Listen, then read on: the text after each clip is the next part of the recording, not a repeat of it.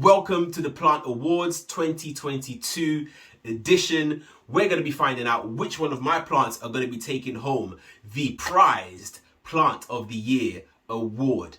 There are loads of categories to go through today, so until then, sit back, relax, and enjoy. What is up, guys? My name is Lithius, and welcome to Roots Ready.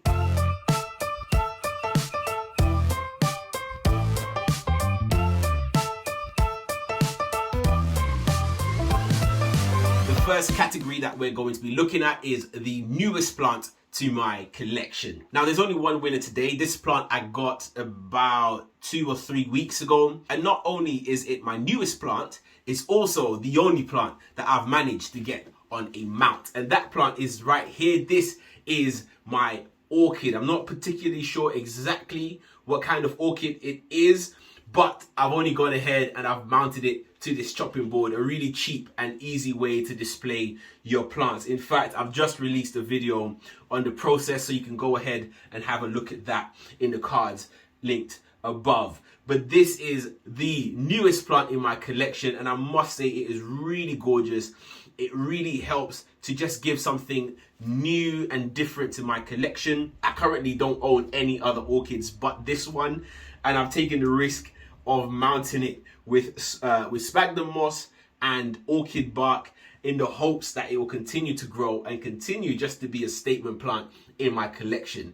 This orchid right here is the newest plant to my collection, and it takes home the prize today. An honorary mention, the close runner-up, has to be this plant right here. This is my ZZ Raven. In fact, I did not buy this plant for myself. I bought it for my auntie.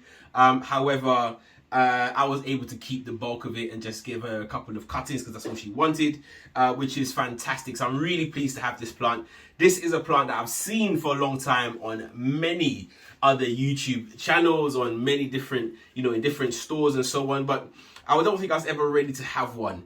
I knew that it was, readily available enough that I could get my hands on it when I wanted it. But then my auntie came along and then she really did encourage me to buy one and keep one for myself, and I saw the beauty in it, so I thought I would also keep one. But this is it. This is the runner-up, the second newest plant in my collection. The next category we'll be looking at today is the most improved plant. Now, this is a space that as plant parents we dread the most, because what we really want is to have a really lush, thriving collection. But unfortunately, life happens, nature takes over, and sometimes our plants don't do the best in our care, no matter how hard we try.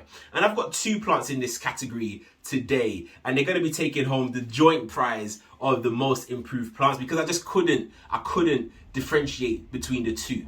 Now, the first one is one that I've spoken about before, and there is a whole series on it at the moment, and it is this one right here. This is my Monstera Thai constellation. Now, if you have seen where this plant has come from, you will understand exactly why it has won this prize today. This plant had a massive root system and one gorgeous leaf. But very soon after I purchased this plant, it started to decline to the point that it was just a node. Just this node alone survived in the entirety of the plant.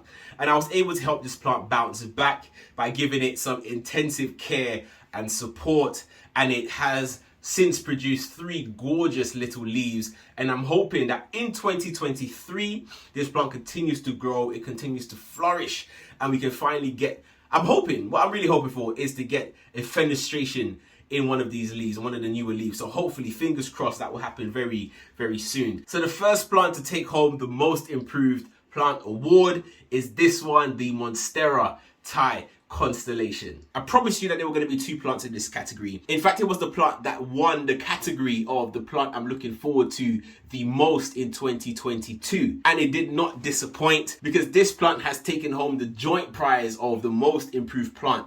And it's this one right here. This is my Anthurium radicans cross luxurians. Last year when I featured this plant, it had 3 leaves.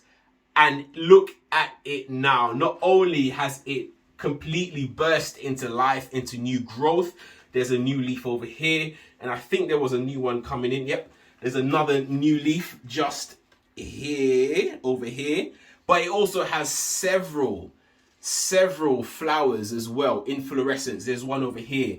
And these are not the only ones. This plant has put out countless inflorescences over the years. And they come, I've tried to pollinate them. Unfortunately, I don't think this plant is fertile. I'm going to keep trying, but unfortunately, I don't think it's going to happen anytime soon. But what I'm most proud of this plant for is that it just keeps on producing new leaves, even during the winter when a lot of my plants are starting to sort of decline in their growth. This one keeps on pushing out new growth, and it looks absolutely phenomenal. Some of these leaves over here are a little bit faded. That's just because it's getting closer and closer to that grow light.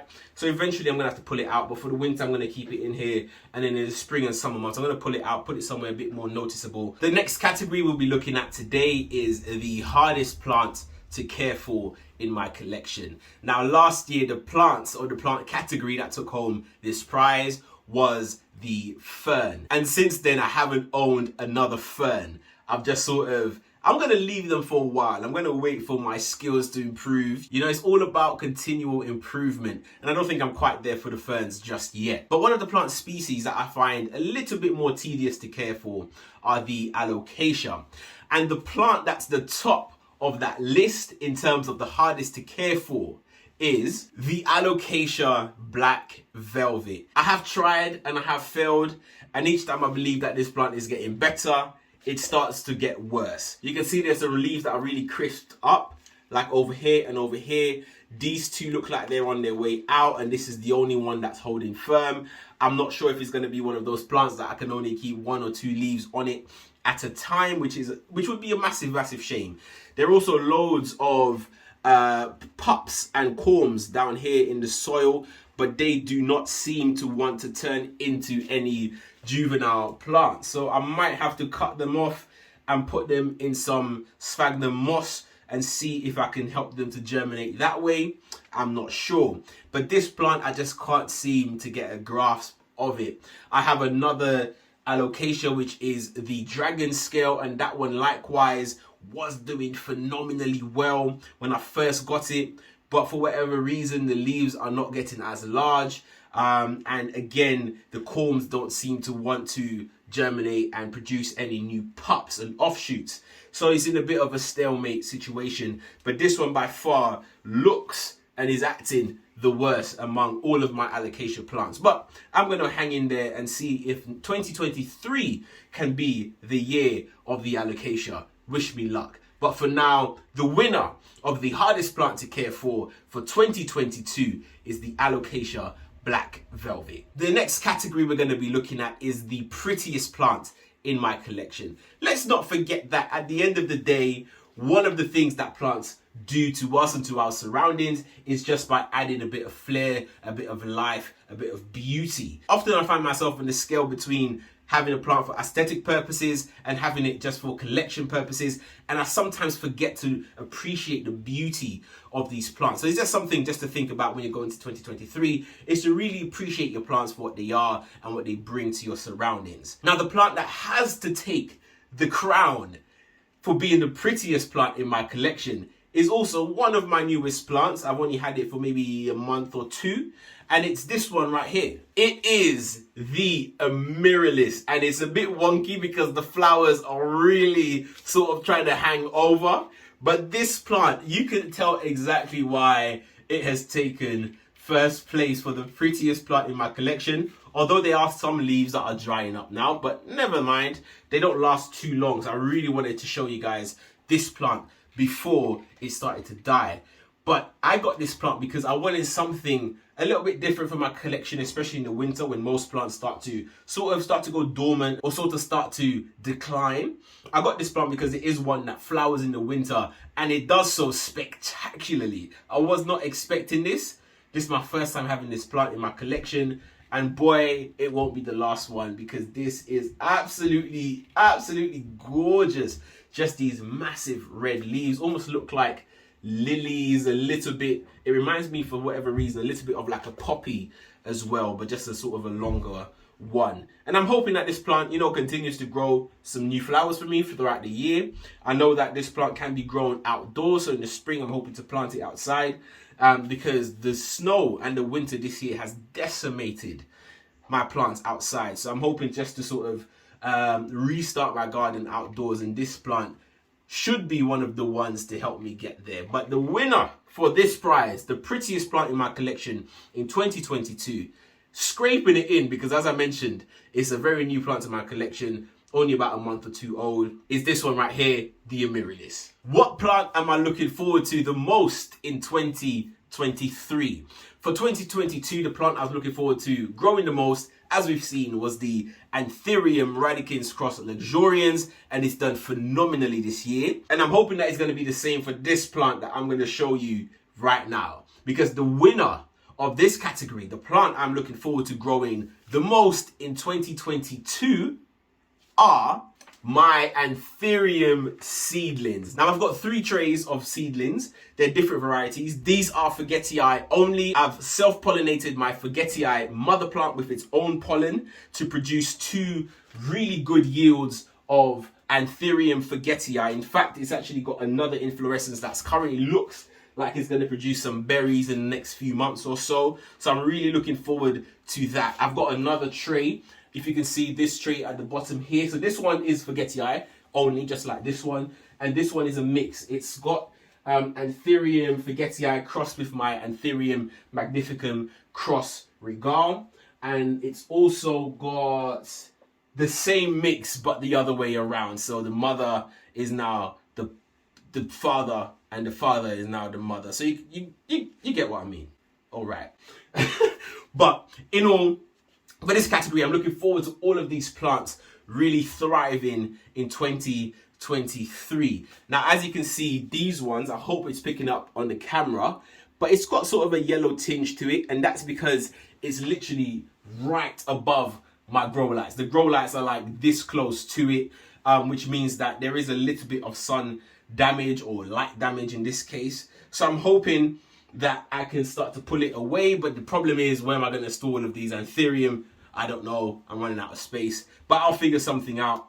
And I'm hoping to do that. I'm trying to really reduce the rate of which they're growing for the time being. But hopefully by the end of January, I'm hoping to put them in a place where they can really start to thrive and burst into life, really. But this is it. This is going to represent all of these other trays. So this is the plant I'm looking forward to growing the most. I think we've got some really cool ones. I'm looking forward to this one. This one looks like it's going to be a lovely, lovely Forgetii. Look how dark and luscious this leaf is. But that's it. This is the plant I'm looking forward to the most in 2023. In this section, I am going to be looking at the plant that I am most proud of in 2022. Now, the winner for this category, you would have seen it a few times if you have been part of my YouTube channel journey. I have mentioned it, and it continues to impress me. It continues to improve, and it continues to make me proud. So it's only right that it takes home the crown. That plant is the Philodendron Jungle Boogie, or narrow. I'm still trying to work out exactly what plant this is. I think it might be the Jungle Boogie just because of the wider leaves. But nevertheless, this plant is the winner of the plant that I am most proud of category, just because it is a phenomenal grower. Honestly, this plant has been through it. I have neglected this plant, forgetting to water it for maybe 2 or 3 weeks at one point. It won't happen again, I promise. It is in pond, which means that it dries. I find that it dries out very, very quickly. It's a very, very thirsty plant. There's 3 in here. It has come down with spider mites. It has suffered the cold because it's on a windowsill in my spare room upstairs. And the window was left open during the height of the cold winter that we've had.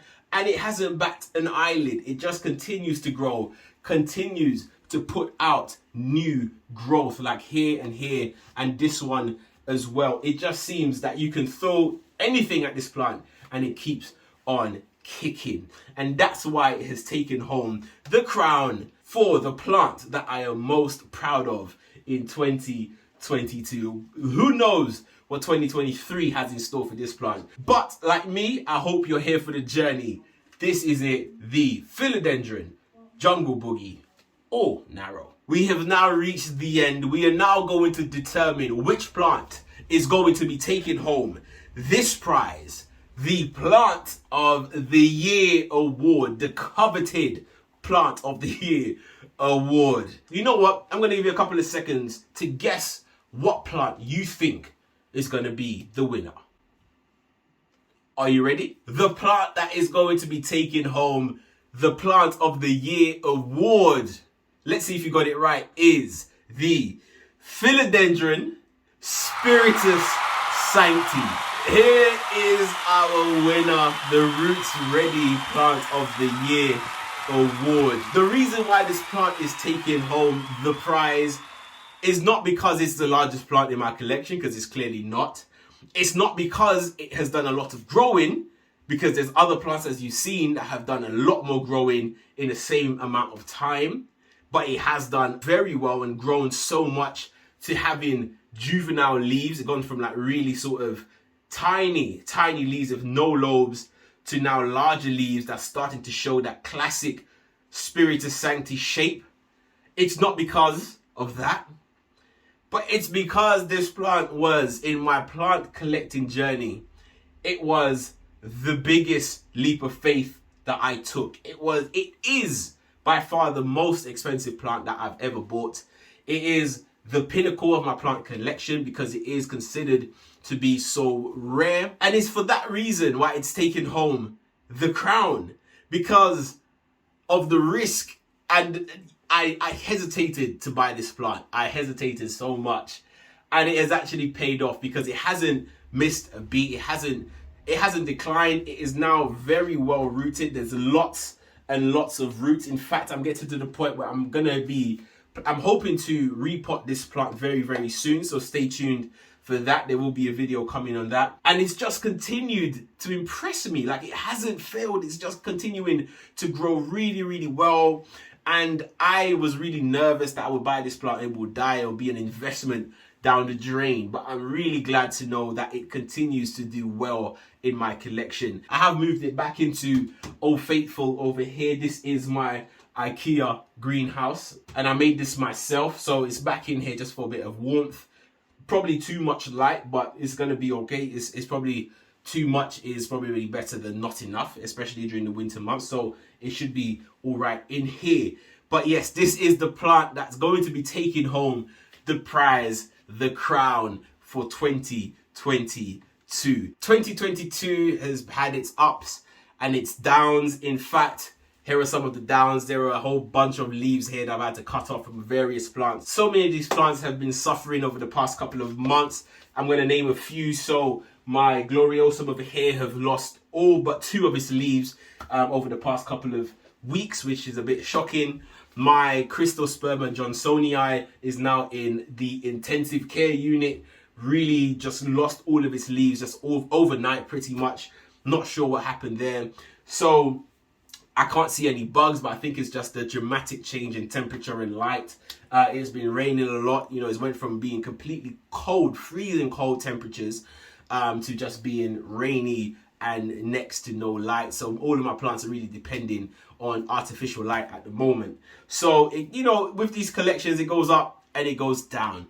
But one thing that has never failed is your support on this channel, on this journey. I really do appreciate everybody for watching. You know, this is a passion of mine, one of my hobbies, and to find that so many people are watching and engaging with my content is really, really heartwarming. So thank you so much. And no matter what's going on in real life, you know, because YouTube is one thing, real life is another thing, I can always rely on my YouTube community to really be supportive and really be pushing me just to create more and better content, and as well as growing my collection and nurturing it and getting it to a really, really good place. I want to nurture the community at large, and I want to say thank you again from the bottom of my heart for joining me on this journey. But that's it for today. I hope you had a fantastic Christmas and end of the year, and I'm wishing you a prosperous New Year. Keep planting.